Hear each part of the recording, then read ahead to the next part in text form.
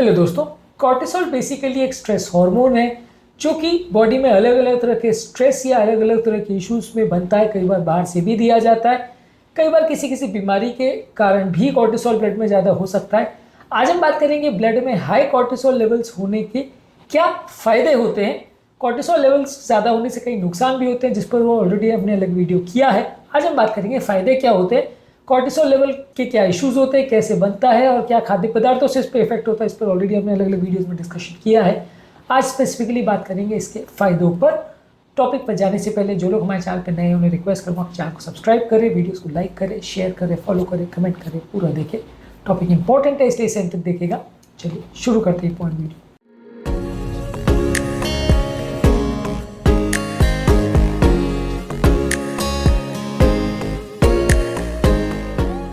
सबसे पहले ज़्यादा कॉर्टिसोल लेवल होने से बेसिकली एक स्ट्रेस हार्मोन है जो कि किसी अग्रेशन या किसी ऐसी सिचुएशन जिसमें बॉडी डेंजर में पड़ जाती है, तो डेंजर से लड़ने के लिए ये हमारे लिए उपयोगी हार्मोन है। बेसिकली एक स्ट्रेस हार्मोन है, जब हमारे सामने कोई खतरा आ जाता है तो उससे आपको बचाने के लिए उपयोग होता है। हाई अमाउंट में कॉर्टिसोल हमें कोई भी अग्रेशन कोई होता है या सामने कोई डेंजर होता है तो उससे लड़ने में मदद करता है। तो ये हमारी मेंटल क्लैरिटी और फोकस को इम्प्रूव करता है। तो कॉर्टिसोल बेसिकली डेंजर से बचाने का काम करता है।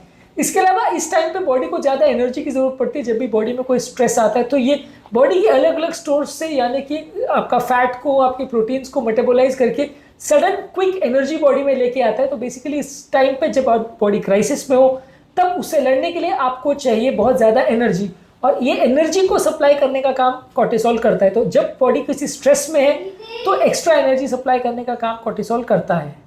इसके अलावा अगर आपकी बॉडी में कोई बहुत ज़्यादा इन्फ्लेमेशन या सूजन है तो इन्फ्लेमेशन को कम करने का काम करता है, इम्यूनिटी को सप्रेस करता है।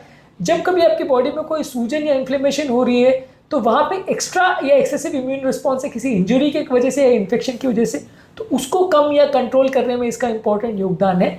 ये आपके ओवरऑल इन्फ्लेमेशन या सूजन को कम करता है।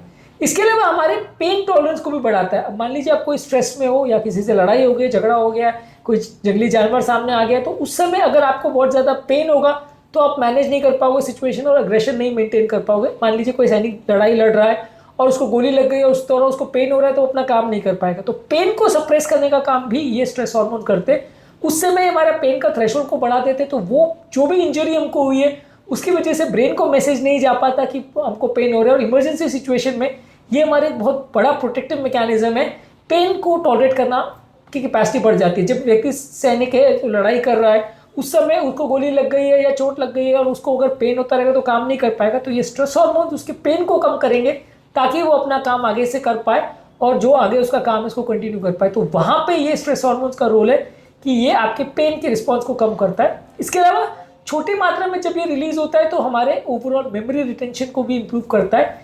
यदि आप इमोशनली चार्ज्ड हो या आपकी सर्वाइवल रिलेटेड कोई सिचुएशन है तो वहाँ पे मेमोरी को भी एक्टिवेट करने का काम करता है। मान लीजिए सामने अगर जानवर कुछ आ गया तो वहाँ पे आपको ओवरऑल उससे लड़ने के लिए या उस चीज़ को केटर करने के लिए आपके लिए ज़रूरी है कि मेमोरी बराबर काम करती रहे। यदि उस समय आपका दिमाग बिल्कुल फॉग में चला गया, आप सोच नहीं पा रहे हो, तो आप काम नहीं कर पाओगे। तो वैसे खतरनाक सिचुएशन में ब्रेन बराबर काम करता रहे, इसलिए शॉर्ट बर्स्ट में ये ब्रेन की फंक्शन को एक्टिवेट करता है। पर बहुत ज़्यादा मात्रा में कंटिन्यूस अगर स्ट्रेस हार्मोन रिलीज होगा तो ब्रेन को डीएक्टिवेट करेगा, आपकी मेमोरी को खराब करेगा। जब इमरजेंसी या क्राइसिस सिचुएशन है तो ये आपके ब्रेन को एक्टिवेट करता है, जिससे आप अपना काम ज़्यादा अच्छी तरह से कर सकते हो, ज़्यादा अच्छा सोच सकते हो। इसके अलावा आपकी ओवरऑल मेटाबॉलिज्म को भी रेगुलेट करने का काम करता है, यानी फैट को और प्रोटीन सोर्सेज को न्यूट्रलाइज करके वहाँ से यूटिलाइज करके ग्लूकोज बनाने का काम करता है।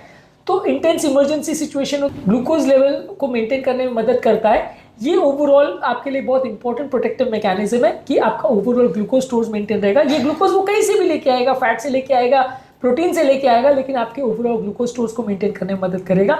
इसके अलावा ये आपके ब्लड प्रेशर को भी बढ़ाने का काम करता है। जब सडन स्ट्रेस होता है तो उस समय लो बीपी होना डेंजरस हो सकता है, क्योंकि सारे टिश्यूज को ब्लड सप्लाई मिलना जरूरी है। इसलिए ये सारी नलियों को सिक्योर आता है या उनको कंस्ट्रिक्ट करता है, जिसकी वजह से ब्लड प्रेशर मेंटेन होता है और स्ट्रेस के टाइम आप अपना काम सुचारू रूप से कर सकते हैं। सभी ऑर्गन्स को पर्याप्त मात्रा में ब्लड सप्लाई मिल पाता है और अपना काम प्रॉपर वे में कर पाता है व्यक्ति। तो स्ट्रेस के टाइम ब्लड प्रेशर को मेंटेन करने का भी ये काम करता है। तो बेसिकली आज के टॉपिक में हमने जानने का प्रयास किया कि स्ट्रेस हार्मोन जो कॉर्टिसोल है ये क्या क्या करता है, किस तरह से एक्चुअल में बेनिफिशियल है। बेसिकली ज़्यादातर लोग को लगता है कि जब ये नुकसानदायक हार्मोन है तो उसको बनाया ही क्यों गया, इसको बनाने का या बॉडी में होने का फायदा क्या है जो कि ये इतने नुकसान करता है। तो एक्चुअल में इसके है बहुत सारे फायदे, लेकिन जब ये बहुत ज़्यादा मात्रा में बनता है, बहुत ज़्यादा देर तक रहता है, बहुत ज़्यादा टाइम तक बॉडी अगर स्ट्रेस में रहती है, तो ये फायदे के बदले नुकसान करता है। और ये नुकसानों के बारे में हमने ऑलरेडी कल एक वीडियो में डिस्कस किया है। आज के टॉपिक में हमने बात करी कि कॉर्टिसोल ज़्यादा होने से क्या क्या फ़ायदे होते हैं और कहाँ कहाँ ये हमारे लिए बेनिफिशियल है, कॉर्टिसोल के बाकी इश्यूज़ पर और से क्या फ़र्क पड़ता है, और कॉर्टिसोल के बढ़ने या कम होने के क्या कारण होते हैं, इस पर अलग वीडियोज़ हमने किए, इनको ज़रूर चेकआउट करें। टॉपिक एंड करने से पहले जो लोग हमारे चैनल पर नए हैं उन्हें रिक्वेस्ट करूँगा कि चैनल को सब्सक्राइब करें, वीडियोज़ को लाइक करें, शेयर करें, फॉलो करें, कमेंट करें, पूरा देखें।